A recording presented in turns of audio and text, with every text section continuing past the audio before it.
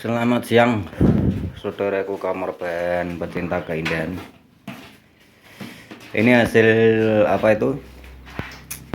Hasil pembaruan ya, pembaruan tunas cabang untuk supaya terlihat subur lagi, segar lagi. Jadi tanaman seperti ini memang tidak boleh dibiarkan ya, tidak boleh dibiarkan itu sampai bertahun-tahun terus kita bungakan ya. Maksudnya misalnya pembungaan itu sendiri ada prosesnya ya, berjarak, tetapi memang tidak dibolehkan ya sebetulnya seperti ini terus dalam kondisi seperti semula sejak dari tanam ya, sejak dari tanam atau sejak dari sambung. Tetap butuh pembaruan, tetap butuh peremajaan cabang tunas. Supaya apa? Supaya ini bisa terlihat masih subur, segar ya. Jadi kalau tidak dilakukan sudah pasti apa itu, ranting-rantingnya itu akan mengecil. Apalagi untuk jenis daun lebar akan mengecil ya, kurus, daunnya hanya di ujung 1-2, bunganya hanya 1 kelopak 2 kelopak ya kan begitu. Jadi butuh peremajaan seperti ini, hasilnya yang nanti akan subur lagi dan bisa dilakukan itu apa 2 tahun 3 kali ya, 2 tahun 3 kali. Kalau kebiasaan saya melakukannya itu 8 bulan, 8 bulanan lah sekitar itu. Jadi enggak sampai bertahun-tahun ya. Untuk daun lebar itu akan kalian dapati tanaman itu berbentuk masih bagus dan subur seperti ini. Jadi memang perlu dilakukan pembaruan atau peremajaan. Di samping itu juga apa itu, pergantian media penting ya kisanak, pergantian media. Dan hasil seperti inilah yang nanti akan kalian dapati ya, bunganya itu bagus lagi ya, bagus, rimbun ya, daunnya juga subur. Nah, yang ini nih umurnya sekitar 3 minggu nih dari pangkas-pangkas yang kita lakukan kemarin, membuang ranting-ranting yang tidak dibutuhkan ya, yang hanya menyisakan cabang-cabang utama. Yang ini 3 minggu, yang ini 1 bulan yang mikro ini.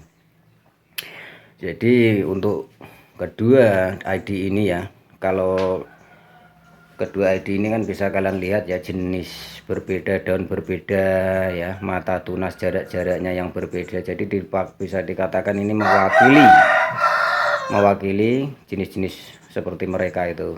Kalau untuk yang ini bisa mewakili ID daun lebar, sama semua penanganan ID daun lebar itu. Tahu ID daun lebar itu? Jenis ID daun lebar itu bisa dikatakan masuk ke Bengawan Solo, Wajit Alisa ya, Mona Lisa, Citra dan yang lain-lainnya itu kan daunnya lebar-lebar ya, yang mata tunasnya bisa berjarak antara 3 cm, 4 cm, 5 cm. Itu baru mata tunas ketemu mata tunas. Berbeda dengan yang mikro ungu atau jenis Singapura, yang per senti sendiri bisa ada 3 mata tunas ya, bahkan 4 mata tunas. Itu per senti, itu perbedaannya. Maka prosesnya tetap cepat yang jenis daun kecil, cepat jenis daun kecil, perimbunannya dan segalanya itu ya.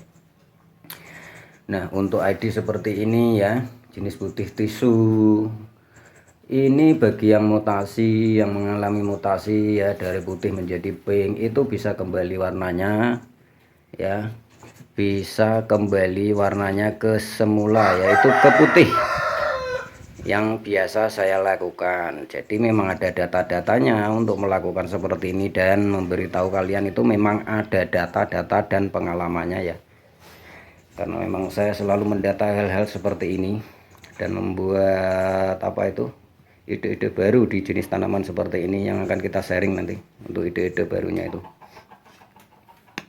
dari samsip, cara-cara samsip apa itu yang cepat membesar dan pendek-pendek lah interestnya. Ini kesuburannya ya, ini kalian lihat.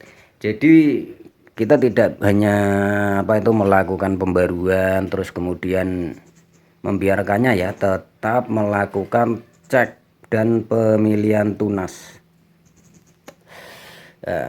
Pemilihan tunas, saya kasih tahu untuk memilih tunas yang diperlukan.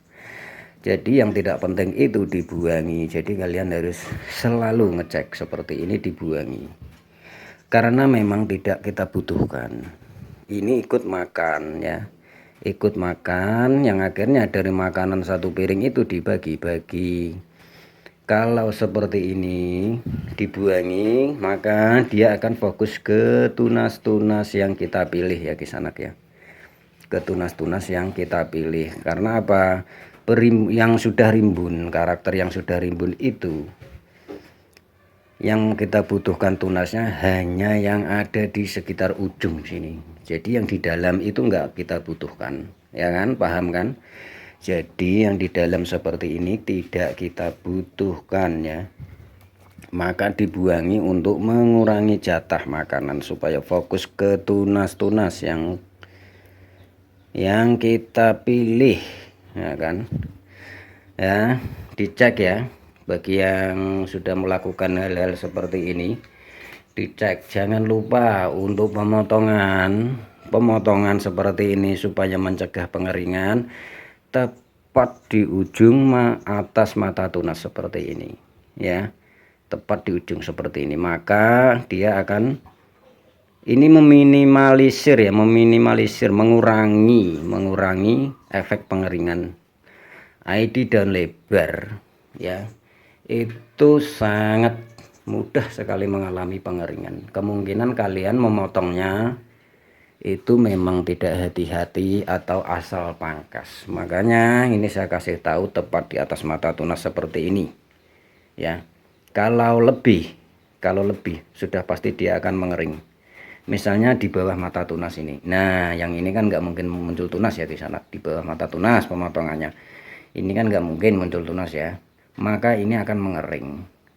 Selama menunggu tunasnya itu muncul, dia akan mengering terus. Nah, mengering terus. Tetapi kalau tunasnya segera muncul, dia akan berhenti. Makanya setelah dilakukan prosesnya pemberuningan semuanya total sudah dipilih itu langsung dipupuk supaya terpancing dia untuk memunculkan tunas ini untuk ID daun lebar.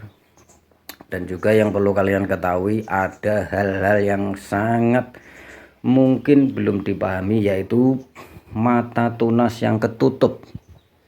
Nah, mata tunas yang ketutup itu yang sulit kalian pahami. Itu biasanya terjadi kebanyakan di jenis HW ya. Nanti akan kita sharing untuk kelas HW, bisa masuk ke AUSI atau apa yang lain. Mata tunas yang sering ketutup itu terjadi di HW biasanya loh ya. Makanya kalian tanam kok berbulan-bulan gak muncul tunas Pak Riz, tapi kok akarnya ada. Nah itu makanya matanya itu ketutup. Yang dimaksud mata tunas itu yang seperti ini loh kisanak ya kan. Ini ros ini. Jadi seperti ini dia menutup, susah untuk tumbuh tunas. Lah tapi ini kok nggak tumbuh ya, yang ini tumbuh. Nah kalau ini beda. Kalau ini kalian pangkas potong, maka di sini akan tumbuh. Tetapi kalau ini enggak, dari awalnya memang karakternya dibuat begini, ini sudah tumbuh, jelas yang sini-sini itu jarang tumbuh.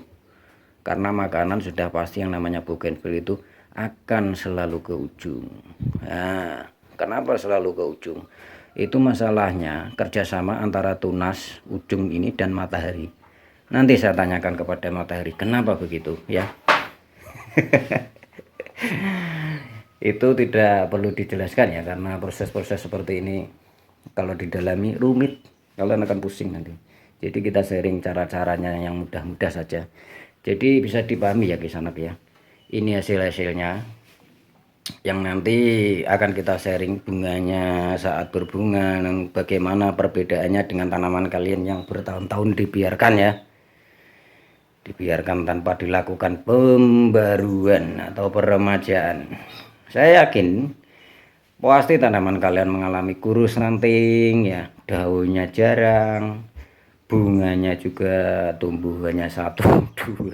Itu enggak ada cantik-cantiknya.